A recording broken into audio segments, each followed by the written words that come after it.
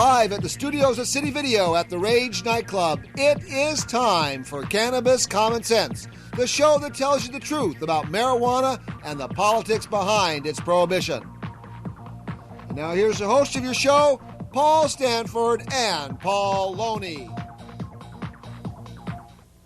Hello and welcome to another exciting edition of Cannabis Common Sense. Our show is a production of our political committee, the Campaign for the Restoration and Regulation of Hemp. We are circulating a petition, the Oregon Cannabis Tax Act. And I would now like to introduce my fellow chief petitioner, our political committee's attorney, our treasurer, and the president of the Oregon Wildlife Federation, Mr. Paul Loney. Well, thanks, Paul, for that fine introduction. Yeah, our initiative was a comprehensive initiative which would regulate marijuana in a comprehensive system, obviously. It would allow the sale to adults of marijuana through state liquor stores for a profit tax going to the state coffers to cut our state income tax, and it would allow at-cost sales of medical marijuana to patients with a doctor's prescription. It would allow our farmers to grow industrial hemp, the low THC variety, to provide all sorts of products, fiber, food, fuel, and some of the proceeds would go into drug education programs, realistic ones, not the phony dare ones that don't work, and it would also go into treatment programs which are desperately needed. It's like I say, it's a comprehensive system.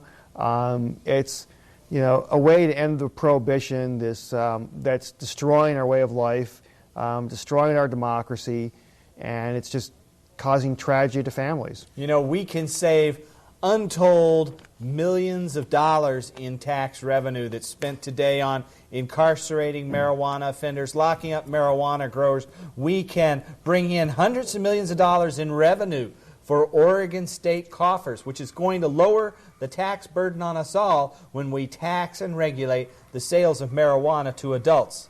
So we urge you to get our petition. We want to send this out to you right away. Call us at 235-4606. If you're outside of the Portland area, call 503-235-4606. If you already have our petitions, send those back to us right away. We've only got a couple months to go. We've got to turn in all of our signatures by the end of June. So if you send us petitions right away, we'll send you back petitions. We are even paying some petitioners, so contact us for more information about that. Or if you're a volunteer, Paul and I are both volunteers, then help us out. Let us send this to you. Call us at 503-235-4606. Yeah, I always like to say it, but even if you have only your own signature on the petition, send that in, get your signature, get your best friend, your partner, whoever, get them to sign a petition with you and send it on in. If you have questions, call our number. Bruce's person will probably answer the phone. Sometimes Paul answers the phone. Please give us a call. And, let's make our vision of a much more safer and saner Oregon reality, like they have done up in Vancouver, BC. Exactly. We've been doing some shows now with Mark Emery, the founder of Hemp BC. Today's show, we thought we'd show you a different person. One of the great things about Mark Emery and Hemp BC that there's been a great community gathering up there of just some really wonderful folks doing great things. And the person in today's interview, Sister Icee, is another one of these fabulous persons. She's got a great story to tell, and she's a wonderfully strong human being.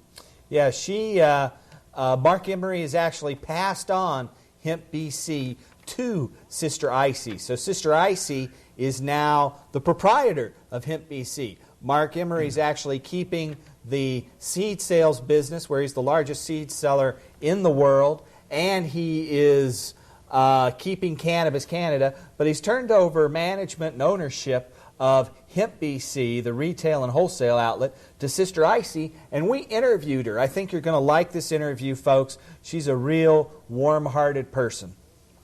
And so I guess without further ado, let's roll the interview. Right.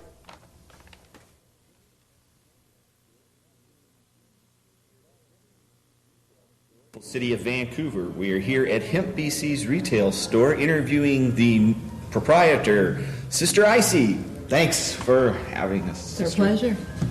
Yeah, it's good to meet you. And you, gentlemen. All right. And so here at the Hemp BC store, what is the Hemp BC store?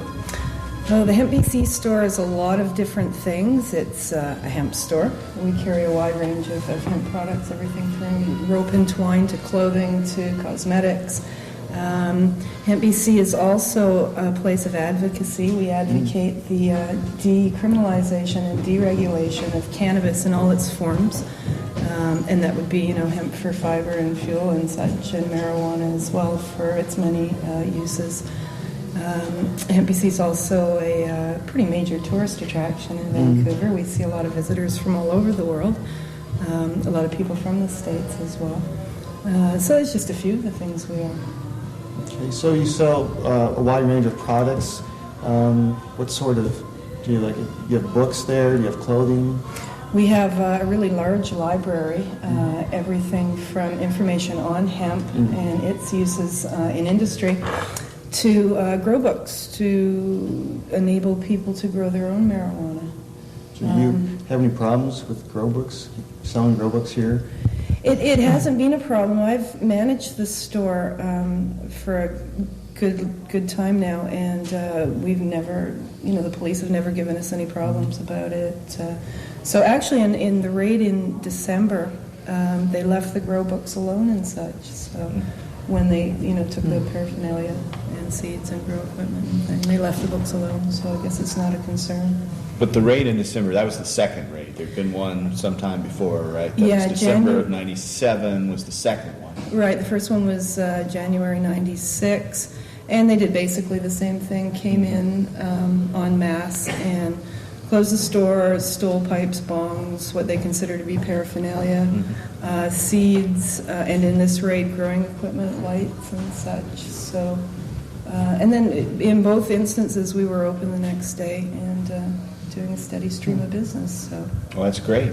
Thanks for fighting for our rights. That's really great. And that's what we consider that we do here. That's a large part of what we do is we are fighting for individual rights and freedoms. And we believe that it's everybody's own choice, how they choose to live within, certain confines that society dictates. And as a pot smoker, I can honestly say I'm not hurting anybody by my habit, if you'd like to call it that. Certainly, I'm productive and contributing to society in my estimation. So yeah, and it seems to me it's an act of civil disobedience. It's like when you got no other choice, but you still have to live your life. This is what you're doing. This is it, yeah. And you come to a point in your life where you decide if it's important enough, something to fight for. And I certainly consider, that's what I do here. So. Were you here the day of the December 97 bust? Yes. Were you here when they came in? I certainly You want to was. talk about that? It's always kind of interesting, to me anyway, to hear what happens when they come in. I guess this was they came in with how many people? Oh, Would you say 20, 30, dozens 40? of them. It was really quite ridiculous, when you could stand back and look at what was actually going on. There were 20, 25 officers that came in with a search warrant. What time of day was this? It was just about 4:20. About 4:20. No lie, it really was. So good. that was kind of auspicious. In any case, they came in with the search warrant and read the search warrant to my assistant, Tamara, and it stated that they were there to confiscate illegal paraphernalia for illicit drug use and blah, blah, blah. And they proceeded they took the names of the customers that were here. There were quite a number of customers in the store. It was a nice afternoon. And let them leave. And finally stopped Tamara from making sales. She was ringing in sales all the time. They were ushering the customers. Taken. It was really quite funny. And got particulars from all the staff members, and then they were told to leave. I hung around until Mark got here. And after a little while, they escorted us out as well. Apparently you're not allowed to stay on premises while they're ripping you off. Sorry, confiscating things. There was a large demonstration kind of gathering during this one. Everybody went outside and waited, and as the crowd grew and grew, it was really quite reassuring actually to see the support that we gathered in such a short time, it grew to about, I'm not even sure, maybe 300 people, all standing very peaceably, as pot smokers tend to do, around the police tape that had been put up. And So it was kind of blocking out in the street, or was it just on the sidewalk? yeah, no, we spilled over into Hastings, absolutely. Yeah, but that's because they wouldn't let us stand on the sidewalk. They had it roped off. Stopping traffic on Hastings? Yeah. Oh, great. Yeah. That's great. Yeah. So how did the word get out for all these people to show up? We actually got on the phone as soon as the police came and started calling the local media and such. And for the area, the people who came out on foot, it's just the numbers in the area who do support NPC and what we do here. So what are some of the other fellow store owners or store proprietors on the street here? What do they think of your business? They actually were interviewed after the last raid for that reason, and most of what I heard or actually saw on TV was very favorable. They agree that hemp BC is a good thing on this block. We certainly have kept the hard drug users the other side of Cambie Street just because we attract so much attention. There's always people coming and going and traffic, and we're good for business. We attract a lot of people to this block. Hemp BC is an extremely busy retail store. And so, all in all, we're very good for the area. And they have said as much, so. Well, it's good to have support from your neighbors. I heard when this first opened, it was boarded up and maybe burned out or something. No, I'm not familiar. Oh, perhaps across the road, yeah, the first store was an old boarded up, some kind of bookstore alternative, something. I can ask Mark about that. Yeah.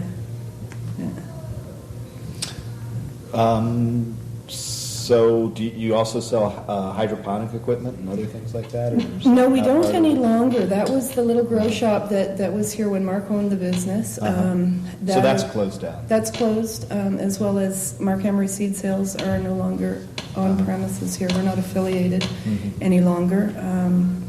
And so what we do have is our big, beautiful store. Yeah, and it is very, very nice. So I understand there were licensing problems, and they said they weren't going to give licenses. What City Council or City Hall had said to Mark is that they weren't going to renew his business license for this year. I'm sure totally politically motivated, but whatever. It's happened. And so what Mark decided to do, instead of risk losing the whole business, because he would have been, operating without a license and such. I'm not sure, how far that authority extends, but it would be better to divest himself of these particular holdings. And in that way, we were able to retain, I think, about 21 of the former 35 full-time employees of Hemp BC. The other 14, of course, lost their jobs. They were casualties of this drug war, and so, yeah, their employment was gone when the grocery store and our wholesale business closed down. So, but this way, there's still a lot of us working, and that's good. So that's good. Yeah. We're from Oregon, and Oregon, when they've really cracked down. We used to kind of be the cannabis center of the West Coast until the 80s, when the federal government started enforcing federal laws in local areas. And people are being incarcerated for really long periods of time, and police are using infrared detection to find halide lights and grow operations. And we like to tell people about that. What's going on here in Vancouver now that kind of Vancouver's been the center of freedom here, at least when it comes to cannabis, of the Western North America? As far as police efforts go, the police are always talking about, looking out for the big growers, the commercial growers, the people like that who they assume are all bikers. And what I know is that a lot of people in Vancouver grow pot for their own consumption. They may have one room in their house where they have a light and they have some marijuana plants growing, and that, I think, is the largest kind of profile of a grower in Vancouver. Definitely, is the personal gardener, and there's a lot of them. Great. So the police don't harass them? We're back, and to remind you once again that this interview is brought to you by the Campaign for the Restoration and Regulation of Hemp, and we're the sponsors of the Oregon Cannabis Tax Act.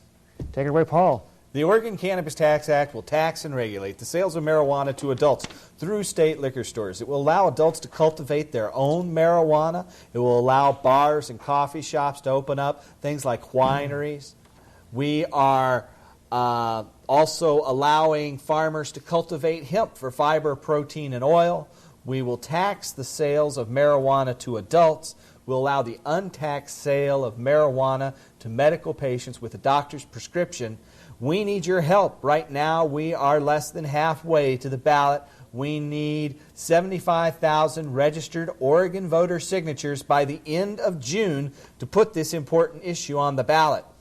At this point, we want you, if you've already got our petitions, to mail them back to us today. And if you don't have them, call us at 503-235-4606. We'll send them to you. If you mail some back to us, we'll send you more. If you need a job, give us a call because we might be paying petitioners today. So call us at 503-235-4606. Yeah, it's very important that we get any signatures that you have sitting at home on your desk, in your drawer, mail them back to us because we don't want you to forget about them and then shake your head come July because you forgot to mail them back in. That could make the difference, folks. Yep. It doesn't, if all of you folks out there watching us get a couple signatures, we'll be there. And help us make our vision of Oregon with regulated hemp available to all a reality. We're doing a series of interviews up in Vancouver, BC, and they have their own vision up there. They have their own reality. They're creating their own reality up there. They're creating a community. We've interviewed Mark Emery. Now we're doing Sister Icee, and it's just a wonderful community up there. In future shows, you'll see other folks that we interviewed from this great community, and we want to create that community here. And you can help us create that community by giving us a call at 503-235-4606. Get a petition, get some signatures. If you have questions, give us a call or write us, and we'll answer the questions. Yeah, we only have until the end of June.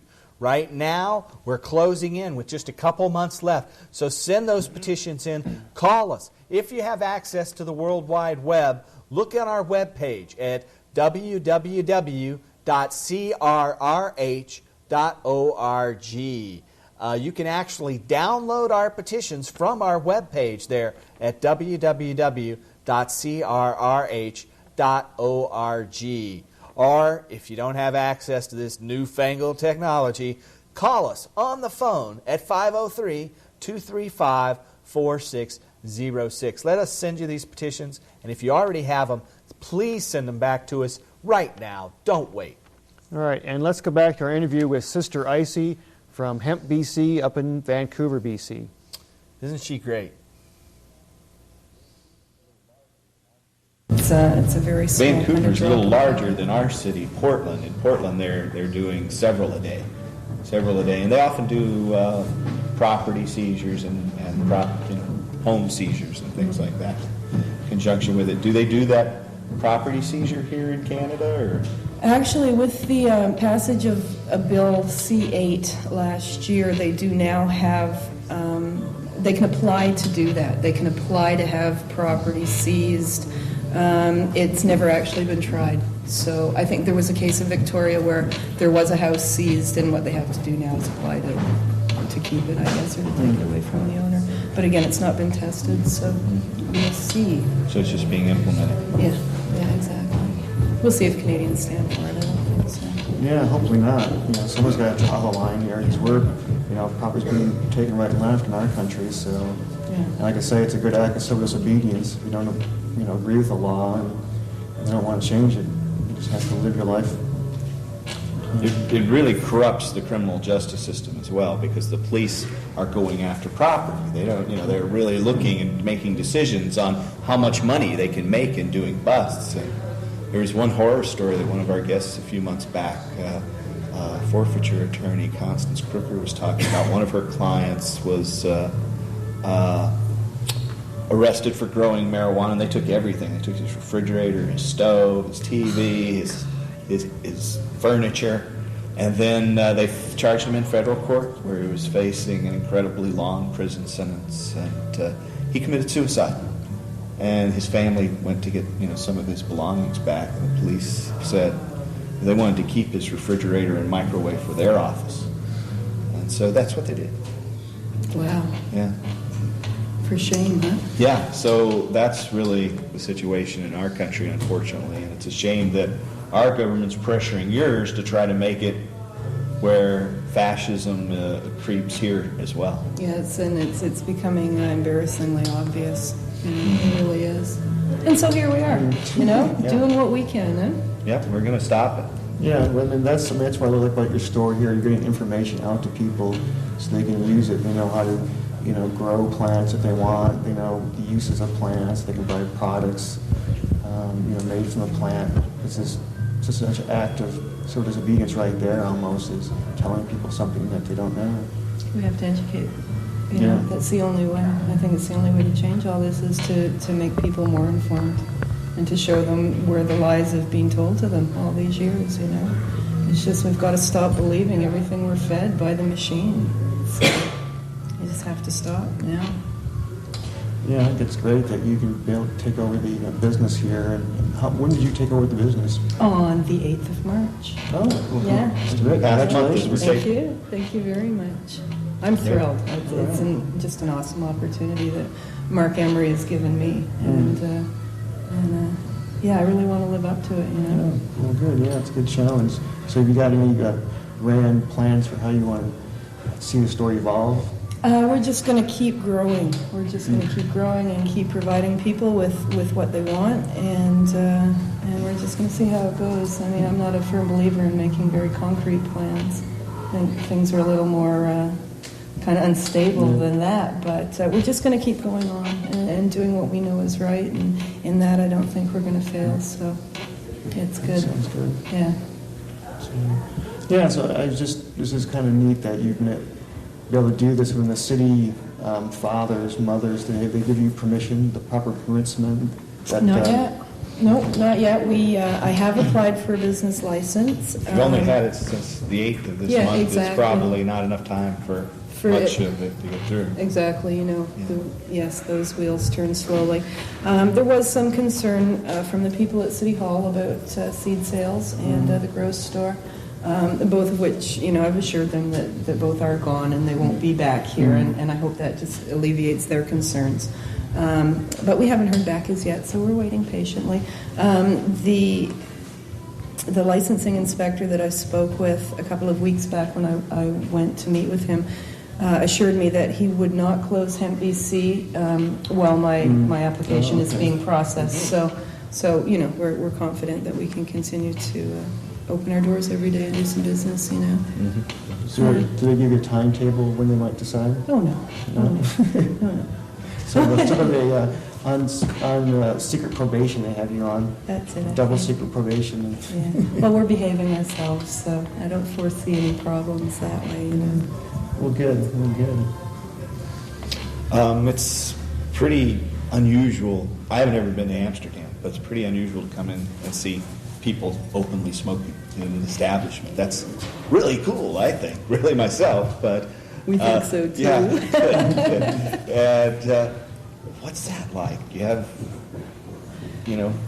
a pretty... I don't think there's any place else here on this continent that you can see that. And I want to congratulate you for helping pioneer this...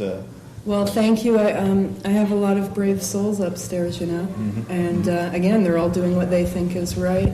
Mark Emery said something a time that really stuck in my head, and that is, if you want freedom, sometimes you just have to take it, and that's what we're doing. It's an awesome feeling when it's brought to my attention. I mean, I do this every day. This is my life, and I don't really notice anything out of the ordinary. But when we have people come in and say, oh, that's amazing that you can do this, and it's so free, and wow, Vancouver's such an awesome place, it's really, it's exciting, it really is, that we're showing people something that, it's like a glimpse of real freedom, where nobody's hurting anybody, everybody's, doing something that, they deem important, and it's not a big deal, and it's only a flower. So, and that's what we're trying to show people. That's what we're trying to present. So a flower that hasn't caused one death in recorded history, and it's probably the oldest agricultural crop. All archaeologists agree that it's among the oldest. Yeah, tried and true. Yeah, so... All right, and once again, I'd like to remind folks that this interview with Sister Icee is brought to you by the Campaign for the Restoration and Regulation of Hemp. And we have an initiative out there, the Oregon Cannabis Tax Act, and we need your help.